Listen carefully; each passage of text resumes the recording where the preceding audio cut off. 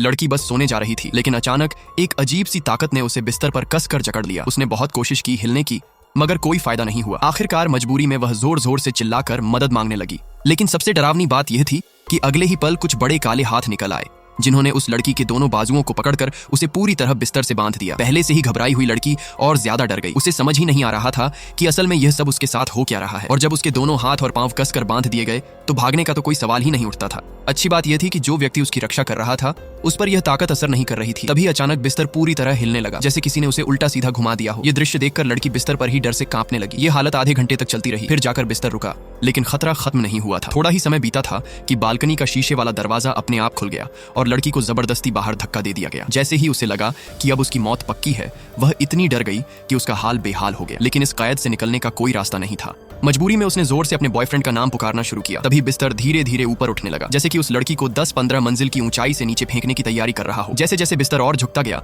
वह खुद को संभाल नहीं पा रही थी और इधर उधर टकराने लगी। अगर वह गिरती तो जरूर चकनाचूर हो जाती। डर के उस पल में उसने बड़ी मुश्किल से बालकनी की रेलिंग पकड़ ली और कई बार की टकराहट से खुद को बचाया। जब लग रहा था कि अब वह ज्यादा देर तक टिक नहीं पाएगी, तभी उसका बॉयफ्रेंड उसकी आवाज सुनकर तुरंत आ गया और उसे बिस्तर से खींचकर बचा लिया। इस तरह वह भयानक मौत से बच गई। लाइक और सब्सक्राइब करना मत भूलना।